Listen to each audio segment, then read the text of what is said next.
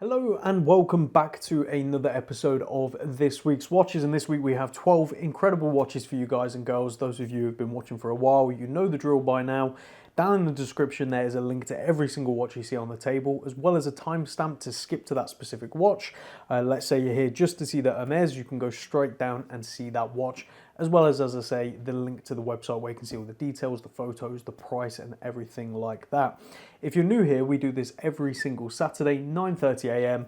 New watches make its way to the website along with this video at 9:30 a.m. as well as posts on Instagram and our broadcast list. Everything explodes all at once at 9:30 a.m. UK time, obviously, showcasing all of the new pieces. So as I said, 12 watches on the table. The variety, as always, is extreme here, from a couple of £100 up to thousands of pounds. And next week is going to be even more the case with vintage, modern, a platinum, if it's still around, a platinum Chopard, as well as some other incredible things. I'm really looking forward to next week's episode as well. But you're here for this week's episode, so let's crack on with what you're here to see. Before we do that, what's on wrist? I'm wearing a new addition to the personal collection. If you follow over on Instagram at Kibble Watches, you'd have already seen this. You'd have already seen my Scofield. I went on a bit of a rampage recently buying a couple of British brand watches. I want to develop that part of my personal collection. So the Scofield, the light one was added, and this pinion, which is an absolutely awesome limited edition of 25 pieces with this gorgeous red guilloche dial and a great illustration on the case back as well. And they sort of said in the bio to this one, the devil was in the detail, which I really like with the case back. Really enjoying it for just over £1,000. I think it's 1.2 retail. It's an incredible watch, ETA, everything you could possibly ask for, and priced incredibly well. But anyway, you're here to see watches that are for sale, not ones that are on my wrist, not for sale. Let's start with the awesome Rolex Oyster Perpetual 36mm called the Pink Explorer. Now, I'm going to say straight off the bat, this was made by Rolex. They experimented at this period with a few different variations like this. The pink in the indices and numerals is factory original. It is not modded or altered by us or anyone else for that matter. So straight in with that. Let's take a closer look at this one. So, starting off this week's episode with a watch that seems to have confused a few collectors when I showed this as coming soon. This is a Rolex Oyster Perpetual 36mm reference 116000, so an early Oyster Perpetual. This one's from circa 2012, and as you can see, it's nicknamed the Pink Explorer, and you can see why with the 369 36mm black dial. It's an Explorer dial, essentially. Now, as you can see, inside the indices and the 369, it is pink. And yes, that was done by Rolex. This isn't a modification. This isn't painted or anything like that. Rolex actually did this. They played around back in the day in the sort of late 2000s, early 2010s, and they produced some really cool and quite unusual things. Now, obviously, with the more recent releases like the emoji watch and some crazy things, it's not hard to imagine they just changed some numerals pink. Whereas back then it was a bit more out there, and I think it was really interesting that they did it. I absolutely love it. I think it's a really nice touch, and I think it works beautifully with the design, especially the black. And this is a perfect watch for anyone, really, especially at 36. It will pretty much fit any wrist. We are limited on the bracelet links. You can see what size this will fit online on our website, but you'll be able to get links, or we can get links for you as well. So as we open it up, you can see conditions very nice. It has been worn, it has been polished in the past, but nothing major at all. Plain closed case back as you'd expect, with an automatic Rolex caliber 3130. As I said, this is from circa 2012 with its box and its warranty card. It doesn't have any paperwork beyond that, unfortunately, but a lovely example at a lovely price as well. Screw down crown at 3 o'clock, nice smooth polished bezel. So let's show this on wrist and talk dimensions. And here we go. On my 7-inch wrist, you can see how good that size obviously looks at 36mm, but that will be no surprise to a lot of you who watch this channel regularly. I absolutely love this kind of size. So 36mm by 43.5mm lug to lug, 11.5mm on the thickness, and 20mm on the lugs. So endless options, but it looks really amazing on the bracelet. So go check it out on the website today. From there over to the Amiga Speedmaster Professional. This is the latest reference with the 386 caliber, and this one has the upgraded clasp as well with the push button adjust, so it's pretty much the perfect one to get. And obviously it's the sapphire sandwich as well. So let's take a closer look. Now on to the latest reference Amiga Speedmaster. This is the sapphire sandwich, and that refers to a sapphire crystal front and a sapphire crystal case back, allowing you to see the movement, hence the name Sapphire Sandwich. I won't bore you with the reference because it's an incredibly long reference. You can actually see that on our website, but what you need to know is this is the latest reference available at Amiga or any boutique or authorized dealer. Inside is a manually wound Amiga caliber 3861, which we can show you here. Beautifully decorated, especially at this kind of price point. I think it's very utilitarian, but in a great way. And they've spiced it up a little bit. Signed crown at 3 o'clock and pushers, and the iconic Speedmaster twisted lug case you come to expect. And as I mentioned in the intro to this one, this has the upgraded clasp. Now, for those of you that aren't aware, Amiga have made this reference with 2 clasps. You have the standard clasp it was released with originally, which I believe has 2 holes on the clasp for adjustment, whereas this one, as you can see, has no holes, and what it has is a push button glide adjust, so it allows you to adjust it, I believe, marginally more than the 2 holes it gives you room for, but as you can see, it's not a huge amount of difference, but enough oftentimes for that sort of peak heat or when it gets a bit cold to give you that adjustment to get a more comfortable fit on those moments. And obviously something to keep in mind is the links are very small. There's not a huge amount of gap between them, so you can typically get a nice comfortable fit with this watch. Now this one's from May 2022 with its box and paperwork and still under its 5-year Amiga warranty. So let's show this one on wrist and talk dimensions. And here we go on my 7-inch wrist. The nice thing about this new reference is the aggressive taper you get on the bracelet down to the clasp, and it definitely helps with wearability. For those of you who think the 42 is too big, I would say try it on first before you rule it out, because it wears incredibly well. This is 42mm by 47mm lug to lug, 13mm on the thickness and 20mm on the lugs. So as always, endless options for this, and Speedmasters are strap monsters, so definitely swap them out. But go check this one out on the website today. From that Amiga over to another Amiga, this time the 2013 Amiga Seamaster Aquatera Blue Skyfall, as it's nicknamed, because this was worn in the film Skyfall, which interestingly I actually watched last night. I forgot how good of a film that was. In 38.5mm, the perfect size. So let's take a closer look at this one. Now on to the Amiga Seamaster Aquatera Skyfall in 38.5mm with that beautiful blue dial. In the video and the photos, it looks a little more teal than blue, but in person it's definitely a nice deep blue. So rest assured that's what you get. Now, as always, I won't bore you with the reference. You can see the long reference on the website. But this one's from February 2013 with its box and paperwork in wonderful condition. Has been worn. There are a couple of scratches here and there, but nothing major at all. Butterfly clasp and exhibition case back showing the automatic Amiga coaxial caliber 8500. A movement they've used across the board for a long while now, and a very good, reliable movement. These really are fantastic. Screw down crown at 3 o'clock, very nice curved case as you'd expect as well, and just a beautiful profile. Whilst a bit smaller at 38.5mm, it has more of a wrist presence than you'd expect, especially with the lack of taper on the bracelet. It just wears incredibly well, and it looks very, very sporty on wrist. You can see why James Bond would wear such a thing in the first place. So I'd say if you're after a sturdy, go anywhere, do anything watch that ticks a lot of boxes and can also dress up and dress down, this is definitely one to consider, and I think they're priced incredibly well for what you get as well. So let's show this one on wrist and talk dimensions. And here we go, comfortably on my 7-inch wrist. Hopefully you can see what I meant by the wrist presence. It's more than 38.5mm would lead you to believe, but it's incredibly comfortable and still quite compact on the wrist. So 38.5mm by 45mm lug to lug, 13mm on the thickness and 19mm on the lug width. So a little awkward, but there are plenty of options out there if you wanted to swap it out, but the bracelet is super comfortable and I think suits the design amazingly as well. So go check it out on the website today. From there over to a beautiful and special Fizz. This is the Brunswick 40mm black topper edition, limited to 25 pieces. They did black and they did white.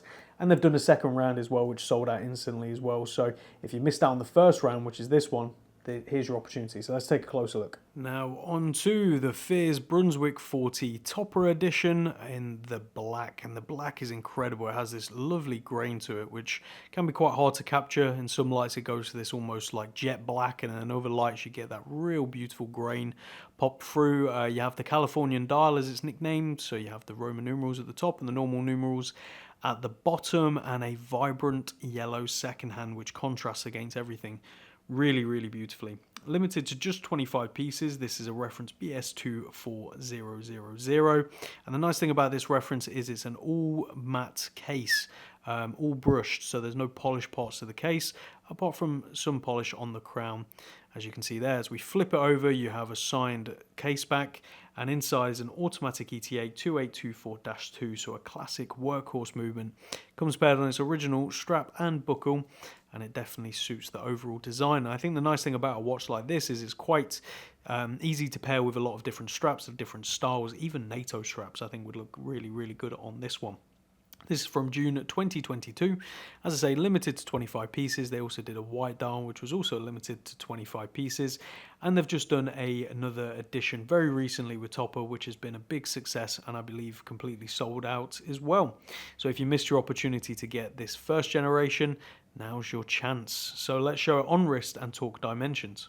And here we go on my 7-inch wrist. You can see the 40 actually still wears really, really well. I do prefer personally the 38 manually wound on my wrist, but I can see the appeal of the 40, and I think it's definitely a more sporty watch overall. So it ticks a lot of boxes for the design.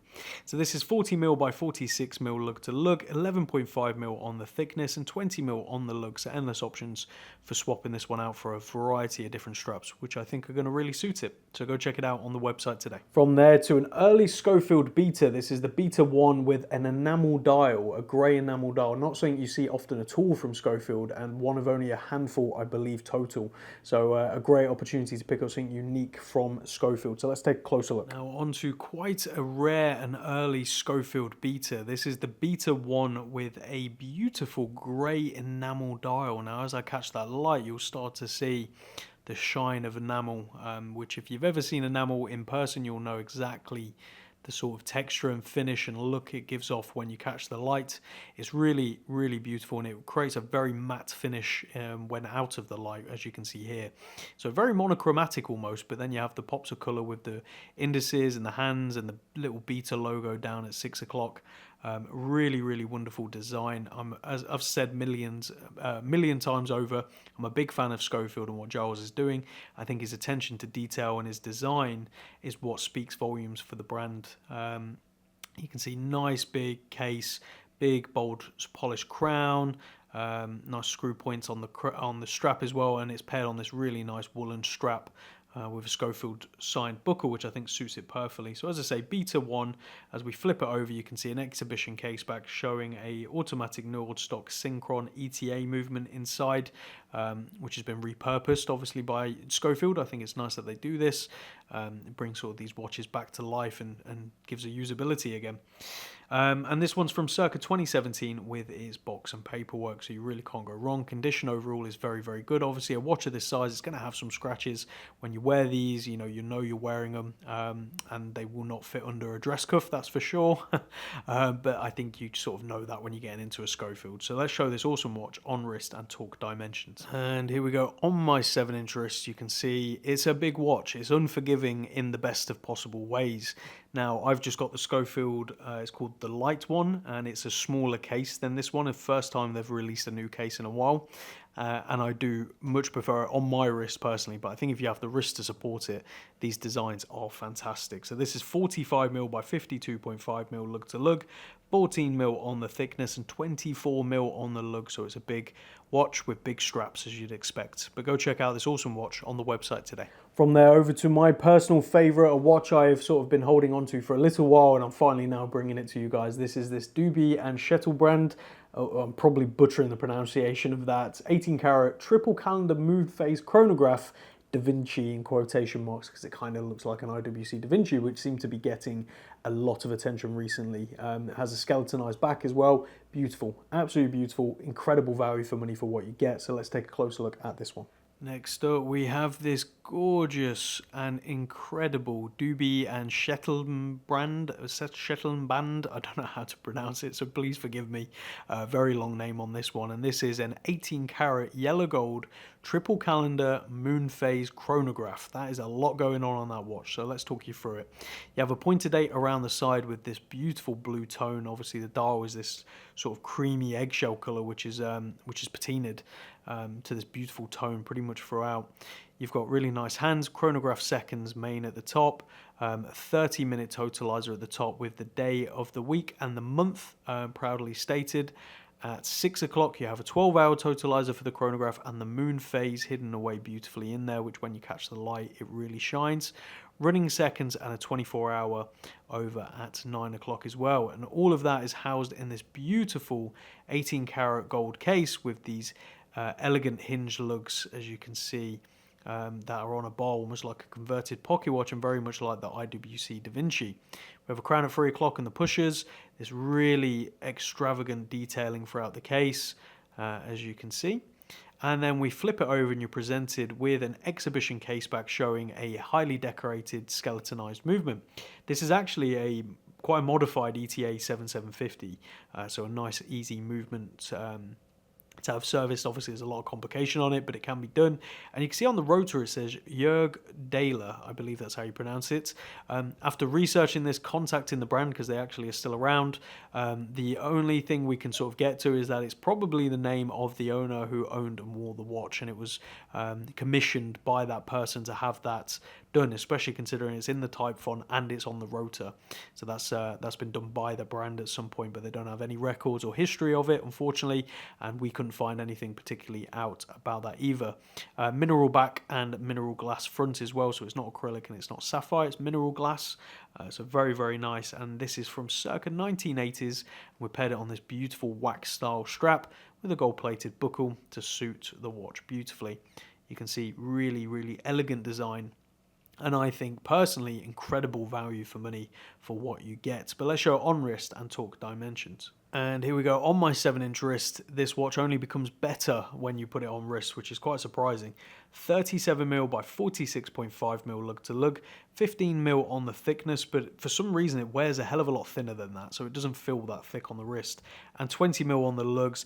Inside there are spring bars, so you've just got to get right in there. The actual part itself is probably more like 18mm or 19mm, but a 20mm fills the gap perfectly, so you just have to sort of like push it through and through, if that makes sense, to get the strap on. So you can see really, really nice overall design and a beautiful watch, so go check it out on the website today. Now on to the final Amiga on the table today. That's this 2002 Amiga DeVille chronometer, 37.5mm, a beautiful watch which is way under £2,000, just over £1,500 for a incredible coaxial DeVille. I mean, how can you go wrong? So let's take a closer look at this one. Next up is quite a unusual and rare Amiga DeVille. This is a Amiga DeVille automatic from circa 2002, reference 4831.40.31, and you can see it features this metallic silver dial and those beautiful hands and indices. Date over at 3 o'clock with an unusual choice of font for the date, which I think is quite attractive. Won't be for everyone, but I quite like it. This very beautiful stepped bezel, which comes down to these angular sort of claw-like lugs, all in stainless steel. It's just a really beautiful design overall, and I think they've done an incredible job with this one. I'm surprised it didn't actually do very well at retail, so there's not many of them out there. Signed crown at 3 o'clock, and as we flip it over, you're presented with a wonderful case back right there with coaxial escapement proudly stated, and inside there is an automatic Amiga caliber 2500, which is one of the earliest coaxial escapements that Amiga used. As I say, circa 2002, doesn't come with any box and paperwork, and it's paired on this really elegant strap with an original Amiga buckle proudly on there as well. So if you're after an Amiga at a very affordable price, as I said in the intro, just over £1.5 for this, I think it's incredible and a no-brainer, especially in this condition. It's been very well looked after, ready to be worn and enjoyed. So let's show it on wrist and talk dimensions. And here we go on my 7-inch wrist. I forgot to mention as well, it has a very nice blue second hand which pops in certain lights and almost goes black in others. But you can see on my wrist, it's no tiny watch and it's no huge watch. It's like perfectly proportioned at 37.5mm by 46mm lug to lug. Only 9.5mm on the thickness and 19mm on the lug. So a little awkward, but there are options out there. But to be honest, I think it's paired on the perfect strap right now. So go check it out on the website today. Now on to a very surprising and incredible watch, and I think really great value for money if you're after something a bit different. That's this Hermès H08 deep blue titanium titanium automatic 42mm with a blue titanium case. A really, really unique design and something great from Hermès. I think we're going to have to start paying more attention to the fashion brands, and by that I mean fashion as in high fashion.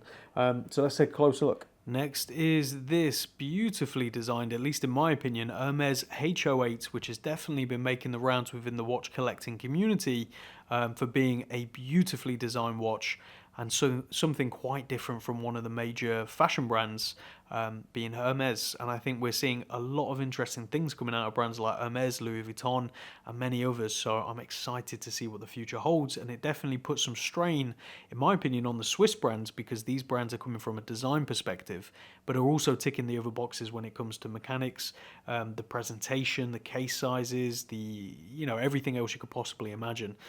So major Swiss houses, watch out. I think you've got some true competition coming up.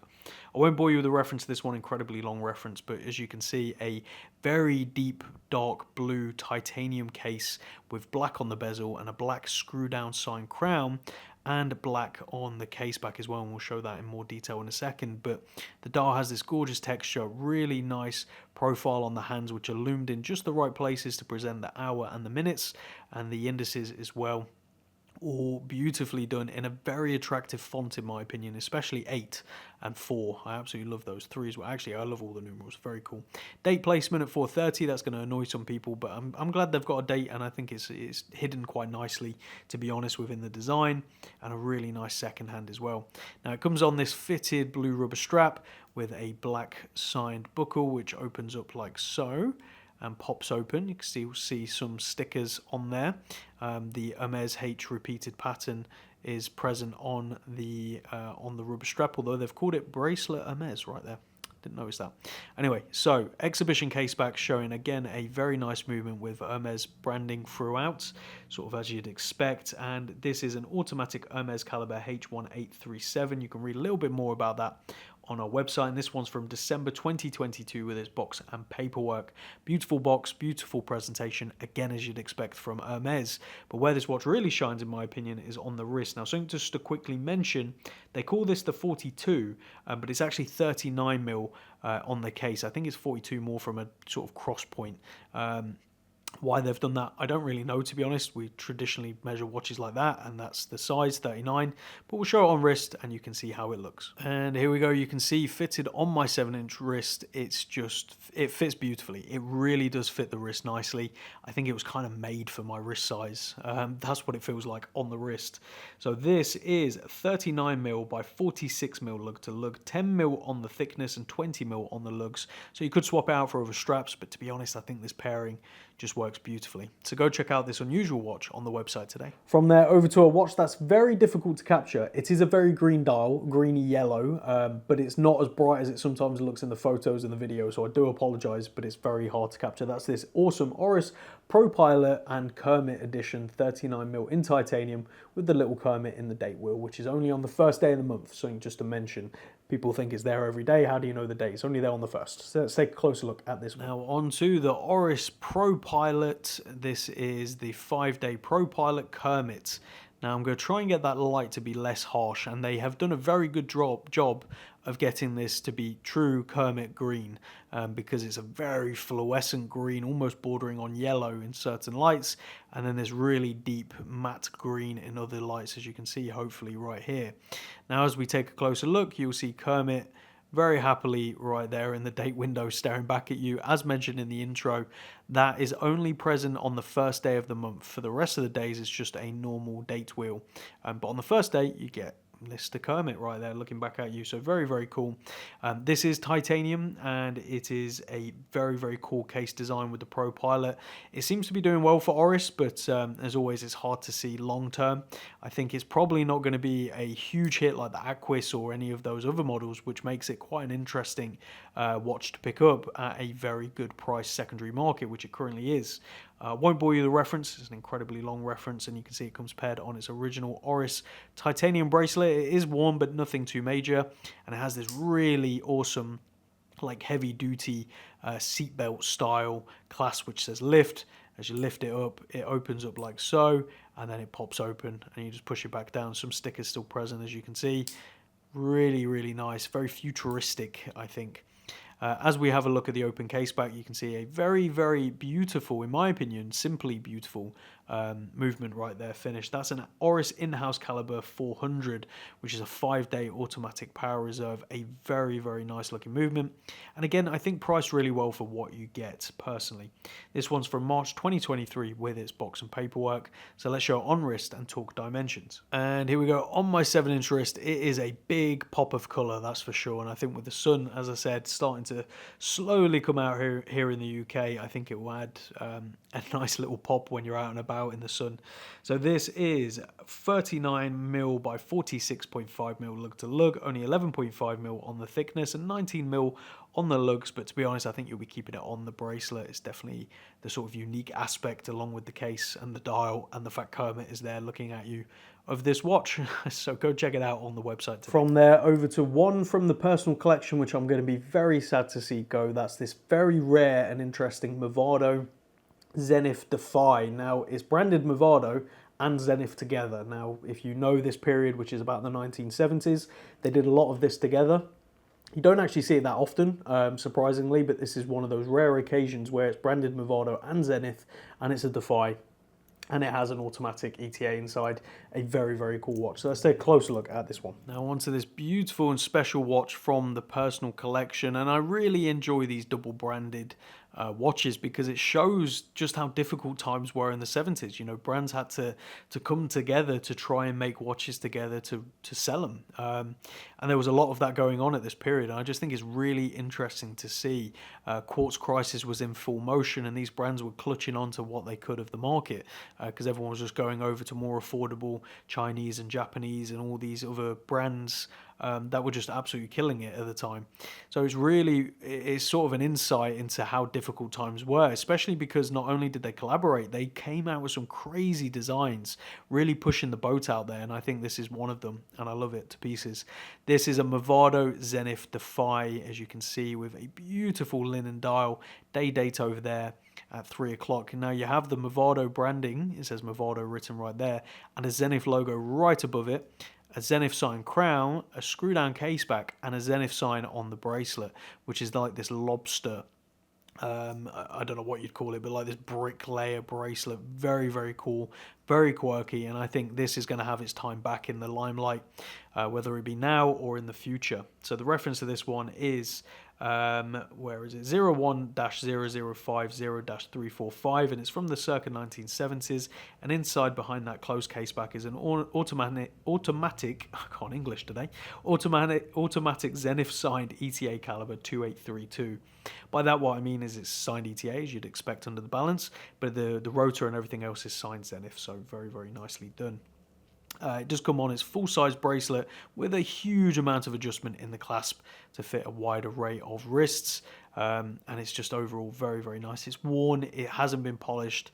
You can see there's a lot of wear throughout. You know, it's a brick at the end of the day on the wrist in a greatest possible way, and that sort of means a lot coming from me because I love these kind of things. So to keep in mind with these movements, they are quite tough to wind, but it's automatic, so basically either get it going like that or give it a little shake and put it on wrist, and off you go. So let's show it on wrist and talk dimensions. And here we go. On my 7-inch wrist, it is a big TV screen craziness, and it works beautifully with the bracelet. I think this is, I'm gonna regret selling this one, but anyway, this is 38mm by 42.5mm lug to lug, 10.5mm on the thickness and 21mm on the lug, so you could swap it out if you wanted, but to be honest, I'd keep it on the bracelet. So go check this one out on the website today. As we slowly seem to be getting some sun here in the UK, maybe not today, but this is a great option for a summer watch and just a great watch overall. That's the Doxa Sub 200 White Pearl 42mm, so let's take a closer look. Now on to the Doxa Sub 200 White Pearl, and you can probably see why it's called the White Pearl. It's all white bezel, white indices, surrounded by black, which contrasts beautifully, and a fitted white rubber strap. Very cool watch. Someone told me these are discontinued. I haven't checked that just yet, so they may be discontinued now, and if they are, that's a shame because these are and were and you know, still are if they're around, incredible value for money even at retail. So once they become pre-owned like this, the deal is just, it's undeniable, especially if you're a fan of Doxa and dive watches in general. This is a reference 799.10.011.23. As we turn to the side, you've got a signed screw-down crown and a closed screw-down caseback housing a automatic Sellita SW200 inside, so a nice reliable workhorse movement. As I say, fitted white rubber strap, signed Doxa buckle. You just can't go wrong. I think this is a really beautiful watch. It's one I know my wife really likes as well, and it's the sort of watch if we owned it, we'd both be wearing it regularly, especially with summer coming up. And I really enjoy watches like that both me and my wife can enjoy. If you're the same out there watching this with you and your partner, this is one to consider. So June 2021 with its box and paperwork and ready to be worn and enjoyed. So let's show it on wrist and talk dimensions. And here we go on my 7-inch wrist. You can see a very good looking watch and very comfortable on the wrist. I'm always amazed because we're going to talk dimensions in a second, but this is 42mm and it does not wear or look like a 42mm in my opinion at all. The case is so comfortable on the wrist, and I would say it's more like a 39mm, but it isn't. It's 42mm by 46mm lug to lug, 13.5mm on the thickness and 19mm on the lug, so a little awkward, but there are options out there, and Doxa themselves, they used to, I believe they still do, provide rubber straps and even a bracelet option as well for this model, so go check it out on the website today. And last but by no means least, a great Seiko Pro Specs 1968 reinterpretation with the metallic blue bezel and black dial, SPB079J1. So let's take a closer look. Now onto this awesome watch, and I've been fortunate enough to have sold this reference multiple times with the different bezels, and this is the metallic blue bezel, which is kind of hard to capture in certain lights. In certain lights it will go that really vibrant bright blue, in other lights it looks black and shiny or matte even. It's really unique.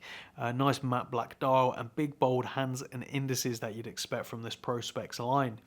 This is the reference SPB079J1, and it comes on its bracelet, which is a higher grade bracelet than a typical bracelet at this price point, with a nice clasp as you'd expect, with adjustments there, and a signed screw down caseback housing an automatic Seiko caliber 6R15, so a very reliable workhorse movement with a screw down crown at 4 o'clock. Really nice case, and it gives off an almost titanium vibe because it has this hardened steel finish on these references. So it's a duller grey tone than your typical stainless steel Seiko, and I think it looks really nice, and it does hold up to scratches better. This is a worn watch. It's been worn and enjoyed, so I hope the next person wears and enjoys it too. But yeah, they're supposed to be worn and enjoyed. This is March 2019 with its box and paperwork. So let's show it on wrist and talk dimensions. And here we go, comfortably on my 7-inch wrist. It's a big watch, but it wears really well and really comfortably at 43.5mm by 50mm lug to lug, 13mm on the thickness and 20mm on the lugs. So endless options for this one with drilled lug holes to make strap changing nice and easy as well. So go check it out on the website today. So there you have it, guys and girls. 12 watches, 12 incredible watches. What's your favorite? Let me know down in the comments. I'm always interested in hearing what you prefer and why. You know, let me know. It's always interesting starting that conversation. For me, it's a close sort of battle between this incredible triple calendar chronograph and the Madoo Zenith, obviously being one from the personal collection. It's sad to see some of these go, but at the end of the day, I'm sort of moving my collection a little bit. And we'll see how things go. I'll try and wear a different watch next episode to show you that I've not shown you yet. So thank you all very much for watching. We'll see you all again next week for some more incredible watches. So take care.